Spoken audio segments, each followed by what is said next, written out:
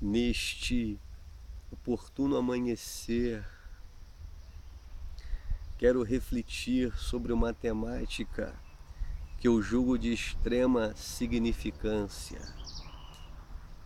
O filósofo, físico e matemático francês René Descartes, conhecido como o precursor do racionalismo da Idade Moderna, disse algo que ficou registrado nos anais da história do Ocidente. Ele disse: penso, logo existo. De modo que nessa perspectiva, o existir seria um subproduto do pensar, de modo que sem a árvore do pensamento não haveria o fruto do existir. Tal afirmativa no Oriente geraria uma certa estranheza, seria um fenômeno anômalo, porque no budismo, por exemplo, a mente faz parte dos sentidos, e dizer penso, logo existo, seria o mesmo que afirmar vejo, logo existo, escuto, logo existo, cheiro, logo existo, e por aí vai. Porque no Oriente, que é uma cultura onde há milênios as pessoas vêm explorando este universo interior, eles concluem que assim como os sentidos, a mente possui as suas limitações, de modo que se o homem vivesse apenas pelos olhos, ele só experienciaria a visão. Se ele vivesse apenas com os ouvidos, ele só experienciaria o ouvir. Se ele vivesse apenas pelo olfato, ele só experienciaria o cheirar. Se ele vivesse apenas pelo paladar, ele só experienciaria os sabores. Se ele vivesse apenas pelo tato, ele só experienciaria o tocar. E se ele vivesse apenas pela mente, a sua única experiência seriam os pensamentos, de modo que, assim como os demais sentidos possuem os seus limites, o pensamento também possui as suas restrições. É interessante que da mente fluem uma multiplicidade de pensamentos. Mas qual é a matéria-prima do pensamento? O pensamento, ele é construído por duas instâncias: memória e imaginação, lembranças e idealizações, de modo que ele possui essa natureza bipolar. Ou ele está no passado ou no futuro, no ontem ou no amanhã, de modo que o pensamento te transporta do real para a irrealidade, para o imaginário ficcional. E mediante este processo que ocorrem vários fenômenos que vão culminar nas frustrações existenciais, porque o pensamento nunca está no presente, ele jamais vivencia o momento do agora, ou ele está no que foi ou no que será, mas jamais ele transcende a temporalidade. E o interessante é que neste processo o homem torna-se vítima e fica à mercê desses eventos psíquicos que não levarão ele a experienciar a realidade. De modo que Lacan, ele foi veemente ao dizer: penso onde não existo e existo aonde não penso, que é uma afirmação completamente antagônica e contrária ao racionalismo de Descartes. É interessante também analisarmos que a neurociência comprovou que os nossos pensamentos alteram a neuroplasticidade cerebral. Pensamentos repetidos fortalecem conexões neurais, o que vai desembocar em um determinado comportamento. Em outras palavras, os seus pensamentos emolduram o seu comportamento. De modo que o conselho do apóstolo Paulo, nessa perspectiva, torna-se interessante. Ele diz que tudo que é verdadeiro, tudo que é honesto, tudo que é justo, tudo que é puro,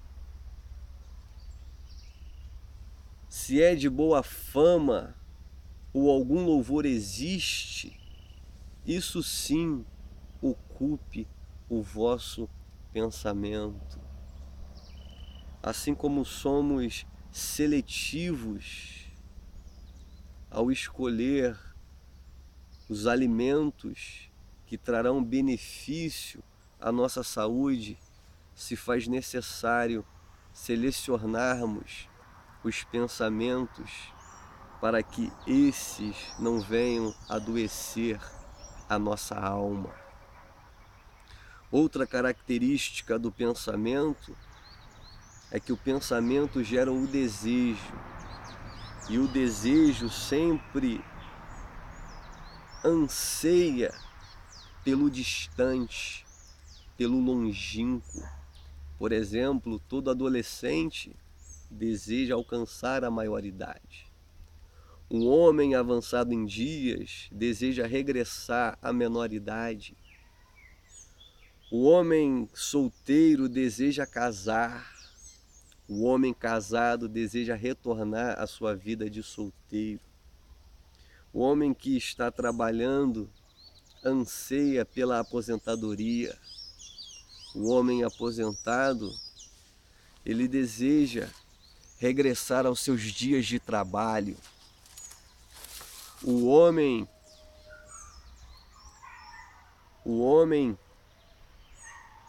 que vive no anonimato, ele deseja a fama. O homem famoso deseja a invisibilidade do anônimo. O pobre deseja o conforto do rico. O rico deseja a paz de espírito do pobre.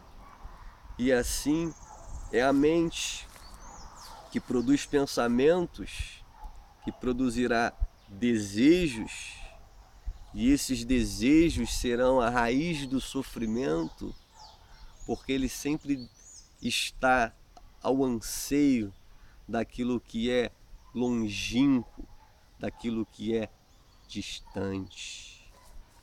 Nesta reflexão, eu não quero crucificar o pensar ou os pensamentos, porque assim como os demais sentidos, ele nos é extremamente útil.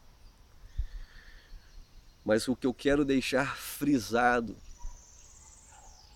e a minha proposta, é que você não viva restrito aos pensamentos. Porque ainda que ele venha tentar mediar a sua experiência com a realidade, se faz necessário transcendê-lo. E um dos métodos milenar para se transcender os pensamentos é a meditação. É interessante que na meditação ocorre um fenômeno descrito por Krishnamurti sabiamente. Ele diz que o observador torna-se o observado. A extroversão converte-se em introversão. A observação exterior torna-se interior. O homem sai da periferia da mente e adentra o centro da não-mente. Ele sai da superfície dos pensamentos e mergulha no reino da consciência. E nesta transição ocorre o autoconhecimento. E com o autoconhecimento vem o despertamento. O homem se desperta do seu sono, da sua dormência, do seu torpor e experiencia a realidade. Nunca cometa o equívoco ou a idiotice perpassada por gerações que mente vazia é oficina do diabo, porque mente vazia é oficina de Deus, é ateliê divino, é laboratório da supra-realidade. Porque apenas o vazio pode ser preenchido pelo todo. A mente é oficina do ter, a não-mente é oficina do ser. A mente é oficina do conhecido, a não-mente é oficina do desconhecido. A mente é oficina da inventividade, a não-mente é oficina da criatividade.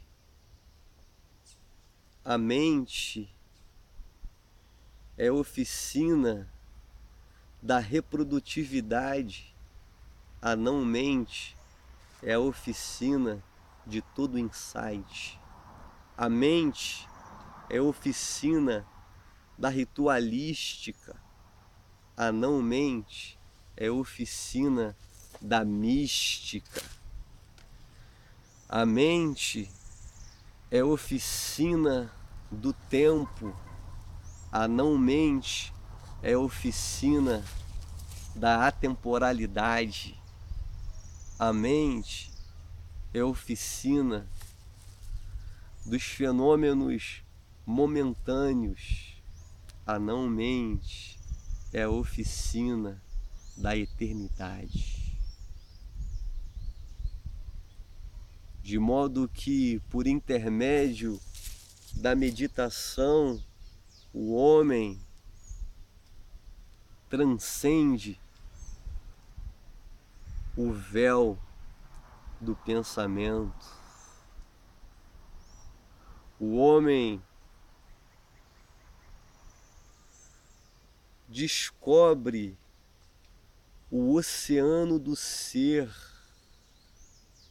e neste oceano ele encontra pérolas de grande valia. O homem que viaja para dentro mergulha nessa dimensão de beatitude, de sacralidade, cuja a experiência não pode ser verbalizada. O meu convite a todos vocês que me ouvem é que vocês desejem e anseiem em transcender todos esses processos psíquicos que faz com que o homem fique completamente adestrado e marionetado por forças até então incontroláveis, por fluxos contínuos que apenas obscurecem a percepção, porque à medida que esses pensamentos saem de cena, a tua percepção torna-se desanuviada. Os teus olhos espirituais se abrem, porque quando as nuvens dos pensamentos se dissipam, o céu límpido da consciência torna-se ensolarado pela compreensão, e nisto subjaz a bem-aventurança da meditação que te leva a transcender o véu dos pensamentos. Que o Eterno, esta manhã, te dê vislumbres deste reino tão próximo, porém tão desconhecido, e que você possa, a partir de hoje, apenas observe os seus pensamentos, e à medida que os mesmos forem observados, você vai compreender que entre um e outro há um pequeno espaço. Embora ínfimo e inexpressivo, esse espaço existe, e através da meditação o mesmo é ampliado. E quando este vazio ocorre, você é preenchido pelo todo, pelo sublime e inominável mistério dos mistérios. Até o nosso próximo encontro, e que a paz que excede todo o entendimento possa ser um fenômeno perene em sua existência. Até mais.